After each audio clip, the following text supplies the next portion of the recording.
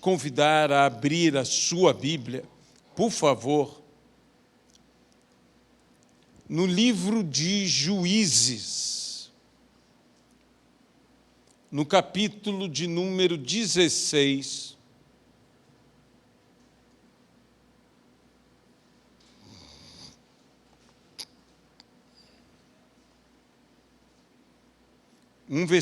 versículo de número 30.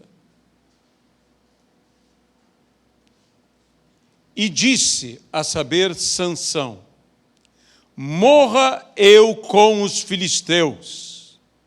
E inclinou-se com força, e a casa caiu sobre os príncipes e sobre todo o povo que nela estava. E foram mais os que matou na sua morte do que os que matara na sua vida. Senhor nosso Deus, abençoa a sua palavra em nossas vidas. Abençoa-nos pelo teu poder, pela tua misericórdia, pela tua compaixão. E fala aos nossos entendimentos, aos nossos corações, no nome de Jesus Cristo. Amém. As vidas dos homens de Deus são vidas inspiradoras. São vidas que afetam nossa própria vida pelo testemunho que eles obtiveram por meio da fé. Sansão é um dos listados como herói da fé. Era homem cheio do Espírito de Deus, mas que se perceba, era homem. Cometeu falhas, e a Bíblia em momento nenhum esconde os seus erros.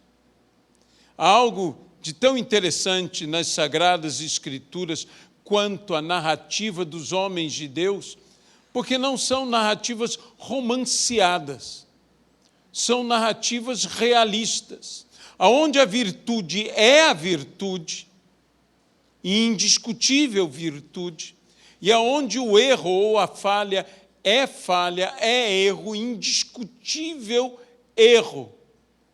Assim, a vida de Sansão é uma vida extraordinária. Seu nascimento foi extraordinário. O anúncio de seu nascimento também extraordinário foi, pois um anjo visitou a seus pais, declarou tudo a respeito da vida daquela criança tão almejada, tão querida, tão desejada, e que Deus lhes deu, não apenas para que fosse deles, mas para que cumprisse um propósito de Deus, pois dizia, através dele, eu começarei a libertar o meu povo. Assim, nasce Sansão com um propósito de vida, de libertar o povo de Israel, de começar a libertação do povo de Israel. E ele nasce para quê? Para matar filisteu. Então esse era o seu ministério como juiz. Um juiz julgava, um juiz aconselhava, um juiz, de certa forma, governava, um juiz estava para lutar, defender, libertar o povo da mão dos opressores. Deus pode nos enviar juízo, castigo, mas juntamente com o castigo ou com o juízo, Deus nos envia libertação. E é o que era a vida dos juízes. Mas vemos nas Sagradas Escrituras que muitas vidas não apenas viveram, mas no seu viver profetizaram. Noé sendo livre com sua família, na embarcação, na arca, profetizava sobre a própria salvação que todos nós teríamos, e até mesmo em tudo isto falava, até mesmo em forma figurada, do que viria a ser as águas do batismo em nossas vidas. Vemos pessoas como José, que viveram uma vida, e eu não creio que José soubesse que sua vida era de fato uma profecia, que tudo que lhe acontecia, que todas aquelas coisas, era uma profecia messiânica, uma profecia a respeito de Cristo. Não tinha José ideia que sua vida era tão profética. Vidas que viveram e no seu viver, com o seu viver, profetizaram.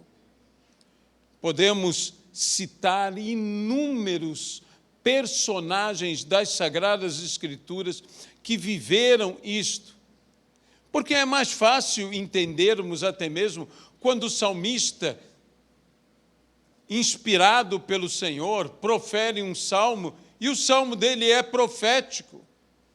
O salmo dele está falando, como se diz, transpassaram minhas mãos e meus pés, e você diz, meu Deus, mas com que exatidão se fala tamanha coisa? Mas às vezes, quando não se sabe, como José, dificilmente eu consigo imaginar que José tivesse consciência que sua vida era uma profecia. Mas, no entanto, era.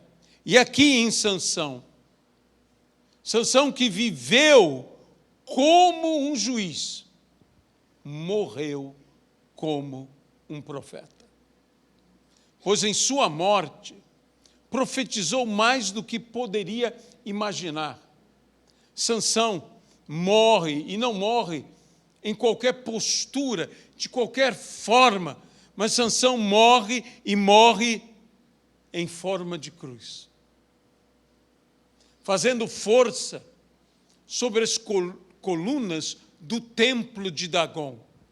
E Jesus, quando Jesus morre, tão semelhante é a morte de Jesus com a morte de Sansão, pois na morte de Jesus, a semelhança da morte de Sansão, escarneciam dele, zombavam dele, riam-se dele. Também com Sansão isso foi feito. Também com esse grande danita, essas coisas aconteceram. Ali diziam, foi tão poderoso, foi tão grandioso, e agora, salve-se. Jesus também, diziam, curou a tantos, libertou a tantos, salve-se a ti mesmo, médico, cure a si próprio. Jesus ali era assim provocado, Jesus ali era assim escarnecido. Se diante de Sansão estavam todos os filisteus, eu não tenho dúvida que diante de Jesus estavam todos os demônios, todo principado e potestade. Pois a Bíblia mesmo diz que Jesus Cristo triunfou sobre esses principados e potestades na cruz do Calvário e os expôs ao vexame. Jesus os humilhou, os derrotou, e foi tal qual, com Sansão, uma vitória aos olhos dos adversários, dos inimigos, inesperada. Assim como Sansão, os filisteus criam que Deus o abandonara, assim com Jesus, seus inimigos, seus adversários, o viam abandonado por Deus. O próprio Jesus disse, Deus meu, por que me abandonaste? Por que me abandonaste? Tantos paralelos. Duas colunas, as colunas centrais, haviam outras colunas, mas as colunas centrais, no templo de Dagom, o deus dos filisteus, sustentavam toda aquela construção. E também o reino maligno, satânico, diabólico, demoníaco, sustentado por duas colunas, entre outras colunas, mas as centrais. Essas duas colunas sustentavam a morte e a corrupção. A morte e a corrupção sustentam tudo isto que entrou por meio do pecado. E Jesus, que não cometeu pecado, se fez pecado por amor a nós. E naquele momento, na cruz do Calvário, ele vence não apenas a morte, ele vence a morte e a corrupção. Essas colunas são derrubadas. E assim como ruiu todo o templo de Dagom, todo este reino das trevas, também ruiu diante do Senhor Jesus Cristo. E Sansão disse essa frase extraordinária: morra eu com os filisteus. Morra eu com os meus inimigos. Quando Jesus morreu, ouça o que eu vou te falar. Ele levou com ele todos os seus inimigos.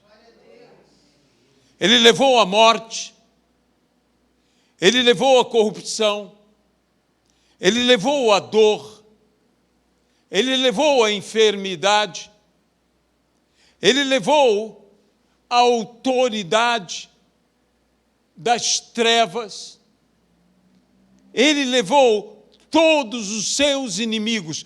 Todos os inimigos de Jesus morreram com Jesus Cristo. Morra eu com os filisteus. Os filisteus não esperavam. Os filisteus não esperavam o que lhe sucedeu. Eu posso imaginar, agora eu uso a minha imaginação. Se você imagina de outra maneira, você tem total liberdade de imaginar de outra maneira, porque a Bíblia não nos dá muitos detalhes sobre o ocorrido. Sabemos algumas coisas, que Sansão literalmente abraçou as colunas, fez força sobre elas, e elas caíram. As colunas centrais do templo. E mais foram os que ele matou em sua morte do que em toda a sua vida. Deus, em um dia, basta um momento, para que Deus faça mais em nossa vida do que em toda a nossa vida. Muitas vezes a nossa vitória, ela tem início na nossa maior derrota. Sansão se vira derrotado, vencido. E não bastando ser derrotado, vencido, feito prisioneiro, havia algo em Sansão que eu creio que intimidava seus inimigos, que era o olhar de Sansão. Sabe, tem uma coisa que o diabo tem mais medo do que poder, do que o seu poder, do que a sua força, do que o seu vigor, do que a sua capacidade. E deixe eu dizer o que é que ele tem mais medo. É da sua visão. O diabo tem medo de uma visão.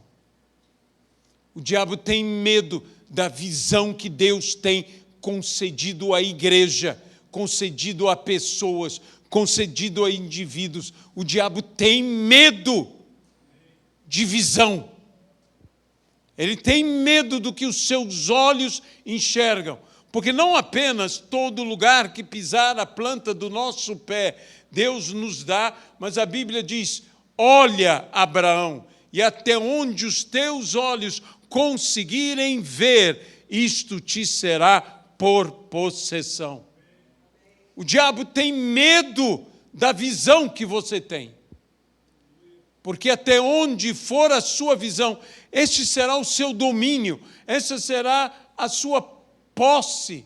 Deus te dará como posse. Diga-me o tamanho da sua visão e eu direi o tamanho da sua possessão, o que você irá possuir. É de acordo com a nossa visão. E por isso, os filisteus temiam. Sim, houve ruindade, houve maldade, houve crueldade. Isto era parte das lutas, das guerras, e sempre o foi. Não há guerra bondosa. Não há luta misericordiosa. E Sansão, assim, teve os maltratos da derrota. A derrota nos maltrata, não apenas nos vence, não apenas somos vencidos, somos maltratados. E lhe vazaram os olhos para que não mais visse. Mas a Bíblia diz que o prenderam junto a uma pedra de mó, uma pedra de moer, uma pedra de moinho. E ali, noite e dia, Sansão era forçado a empurrar aquela pedra. É interessante que descobriram os filisteus, pelo artifício, pela artimanha, descobriram uma vitória sobre Sansão. Quando ele é traído por Dalila, e ele diz, confiando nela, que ele rompera muitos dos seus votos, votos de Nazireu. Ele não cumprira, mas um voto ele guardava. Um voto ele guardava. Que não era de passar, não cortar o seu cabelo. O que então foi feito. Seu voto foi quebrado. Eu percebo que ele quebrou vários votos. Aquele foi o derradeiro. Que Deus não te pune de imediato. Que Deus sempre está te dando oportunidades. Que Deus sempre está dizendo, filho, arrependa-se. E mesmo depois do derradeiro, mesmo depois de quebrar o último voto, ainda há esperança, porque ainda pode haver arrependimento. E a Bíblia nos diz isto numa expressão quase que passa desapercebida. Diz que ali estava Sansão e o cabelo de Sansão crescia. O cabelo de Sansão crescia. Por que isso era algo tão importante?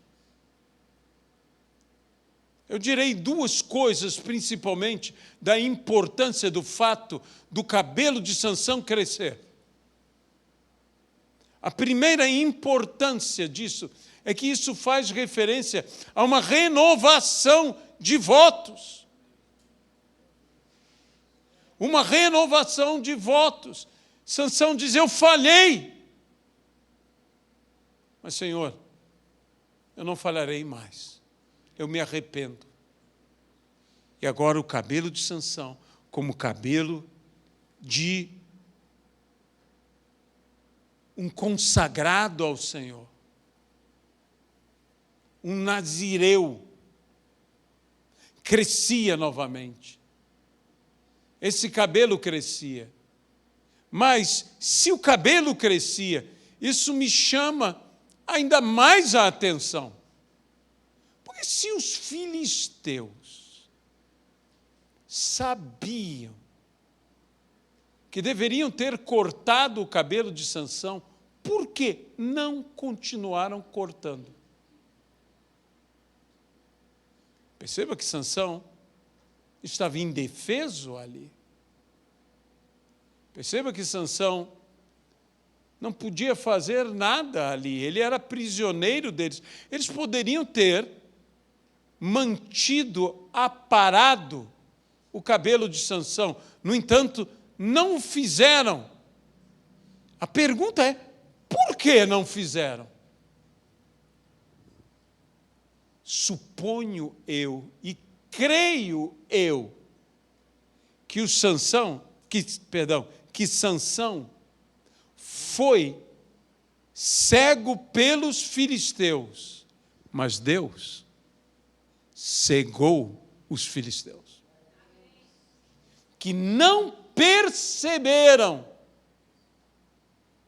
que o cabelo de Sansão crescia, que uma obra do Senhor acontecia na vida de Sansão. Eles não perceberam o que Deus estava fazendo na vida de Sansão e o que Sansão estava fazendo para com Deus, até que fosse tarde demais.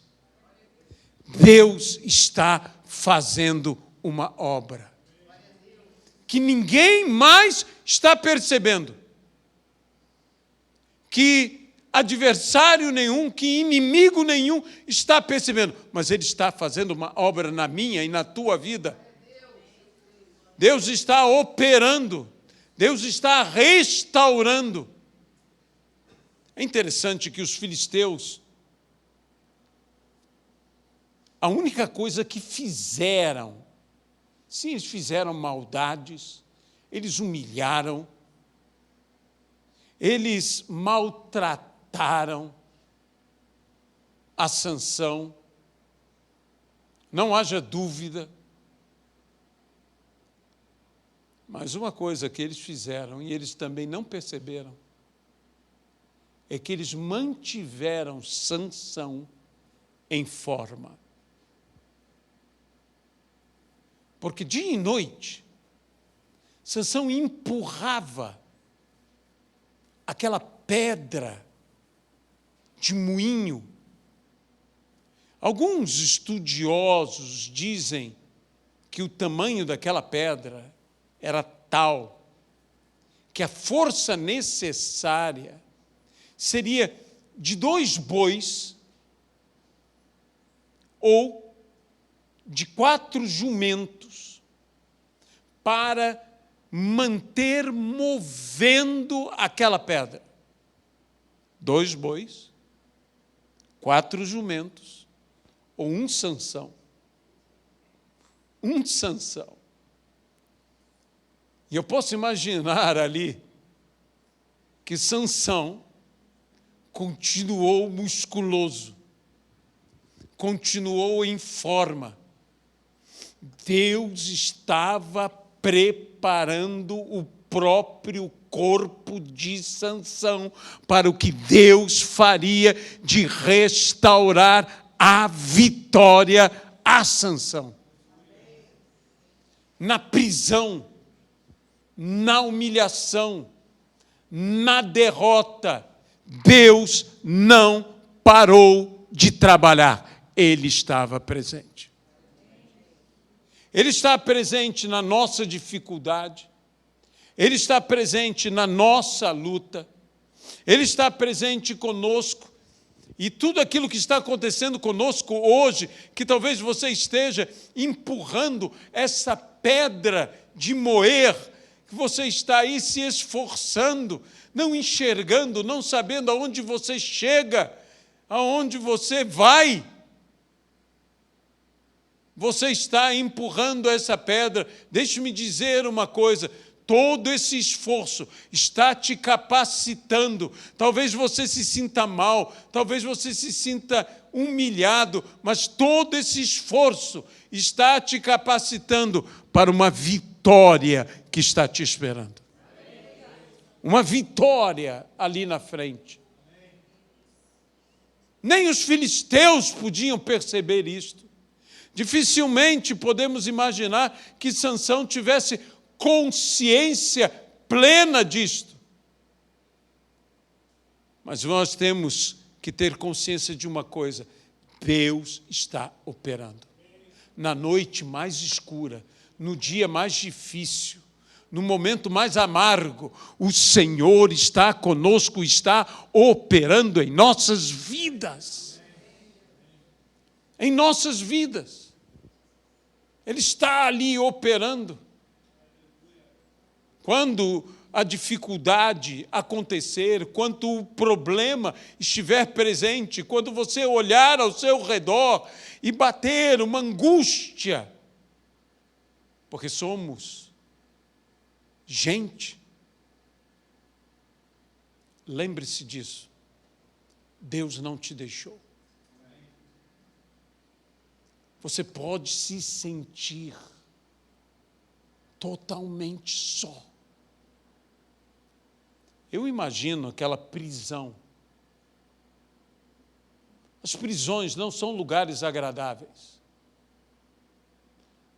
Aquele moinho aonde Sansão ficava era possivelmente um lugar para que as pessoas pudessem ver e ridicularizá-lo.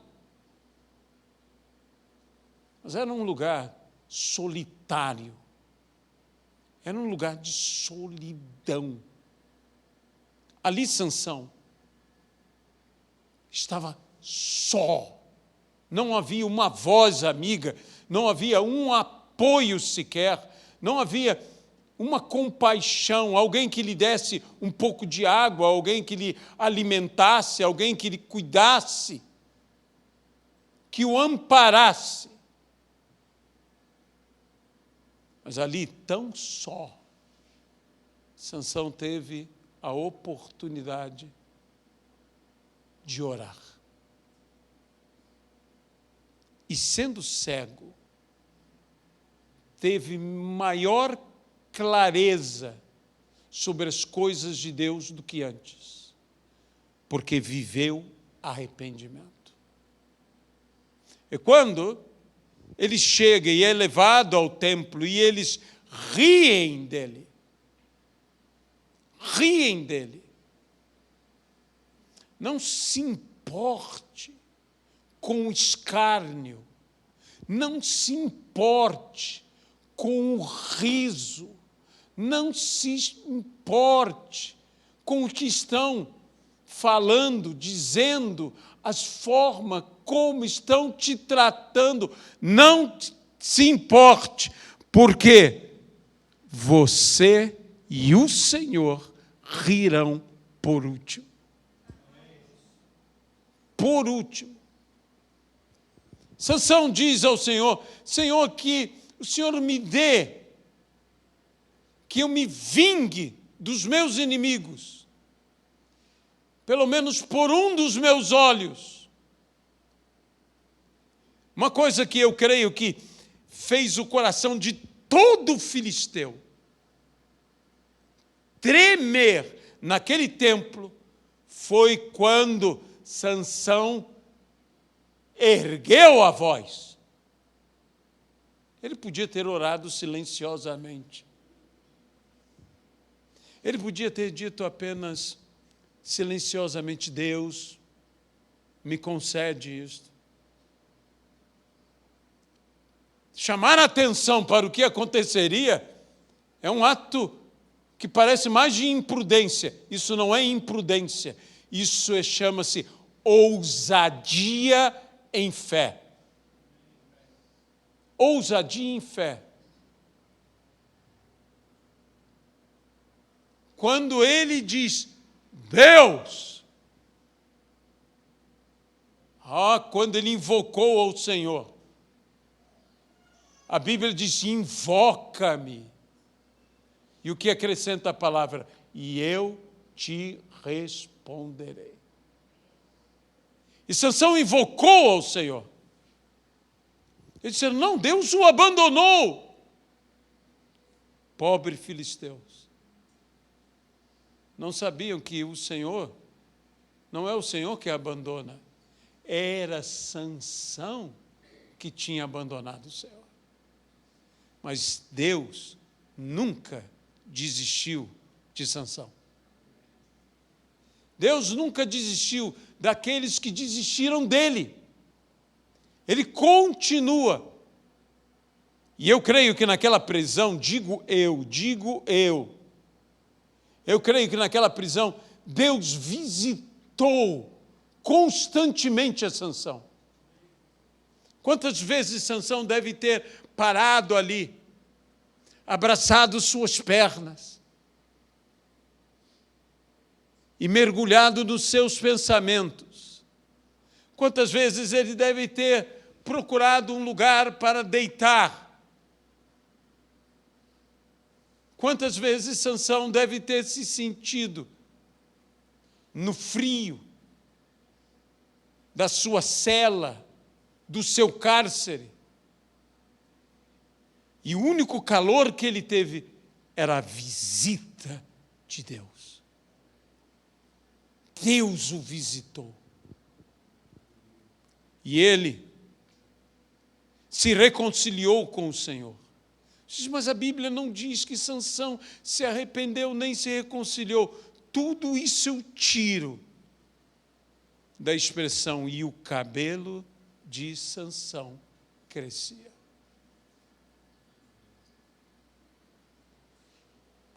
Porque se o seu romper do voto, derradeiro romper, foi o corte do cabelo, Sansão agora tinha o cabelo crescendo de novo. Sansão agora se arrependeu. Sansão agora restaurou o seu compromisso com Deus. Deixe-me dizer uma coisa. Pessoas que dizem, é tarde demais. Eu quero falar para essas pessoas que dizem, é tarde demais, eu deveria ter feito e eu não fiz, agora já é tarde demais, agora eu já não tenho como fazer, agora eu já não tenho como ser, agora eu já não tenho como realizar. Nunca é tarde demais para voltar ao seu ministério. Nunca. Eu tenho que falar isto. Nunca é tarde demais para voltar. Nunca diga, eu podia ter feito anos, um hiato de anos. Veja, em um dia, Sansão fez mais do que em toda a sua vida. Um dia com Deus é mais do que toda a sua vida. Nunca diga, é tarde. Se eu tivesse a juventude, vá conversar com Moisés, com 100 anos. Mas já é tarde demais. Fale com Sara e com Abraão. Pergunte se é tarde demais para uma mulher de 90 anos dar à luz, para um homem de 100 anos gerar um filho. E não é só isso. Para gente tão idosa, cuidar de uma criança. Criança cansa, criança dá trabalho. Para alguém de tão larga idade, criar seu filho vê-lo casar, dizer, eu ainda verei meus netos. Aos 100 anos, você dizer que seu filho recém-nascido, eu ainda verei meus netos, isso é necessário fé. Não é tarde. Você está me ouvindo? Não é tarde. Não é tarde para os livros que você não escreveu, para as línguas que você não falou, para os povos que você não pregou, para as pessoas que você não alcançou, para o trabalho que você não realizou, para toda a obra que você precisa fazer, para o que você precisa gerar. Não é tarde, porque jamais é tarde para Deus. E se não é tarde para Deus, não é tarde para você. Sansão grita a nós isto: ainda há tempo para você realizar o seu propósito, o seu ministério. Que seja um dia, o último dia da tua vida, você vai conseguir fazer tudo num único dia. Você dirá, pastor, você está louco. Eu direi, sim. Você está certo. Louco de fé. A Bíblia diz que há coisas que são impossíveis para os homens. Talvez nós racionalmente olhemos e digamos, isso é impossível, mas para Deus nada é impossível. A vida de Sansão é mais do que o relato de um grande herói da fé. É uma profecia. Jesus triunfou. Sabe o que significa o nome Sansão? Pequeno sol. Se um pequeno sol pôde fazer o que fez, o que não fará o sol da justiça em nossas vidas?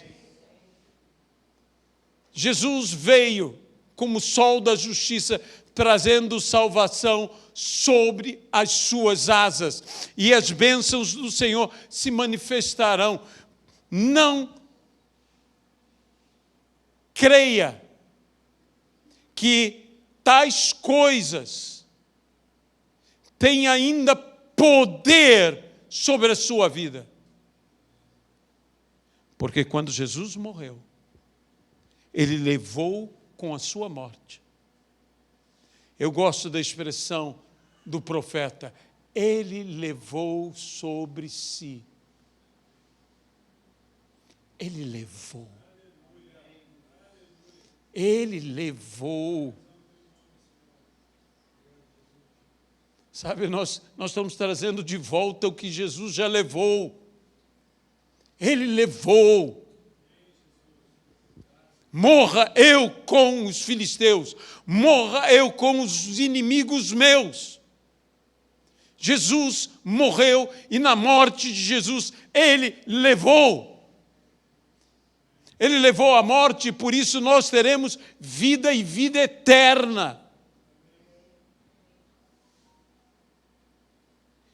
Ele levou sobre si os nossos pecados, as nossas maldições, as nossas enfermidades, de maneira que podemos ter autoridade para reivindicar uma vida santa, uma vida íntegra, uma vida reta.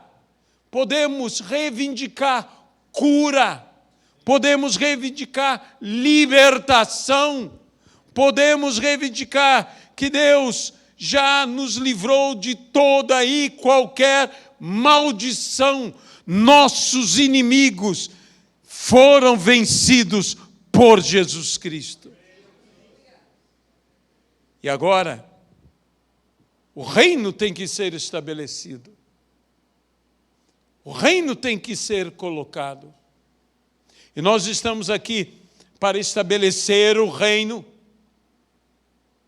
sabedores que o nosso rei brevemente voltará. Sabe, os reinos desse mundo vêm e vão. governos desse mundo hoje estão e amanhã não. Mas virá aquele, o Rei dos Reis, o Senhor dos Senhores, que reinará sobre todos os reinos da terra. E diz a palavra, e o seu reino durará para sempre. Durará para sempre. Num dia como hoje, que estamos a decidir como nação, aqueles que nos governarão, e que nós, como cristãos, seja aquele que for, devemos orar, devemos abençoar as autoridades. Mas eu penso, um dia, lá está um governando.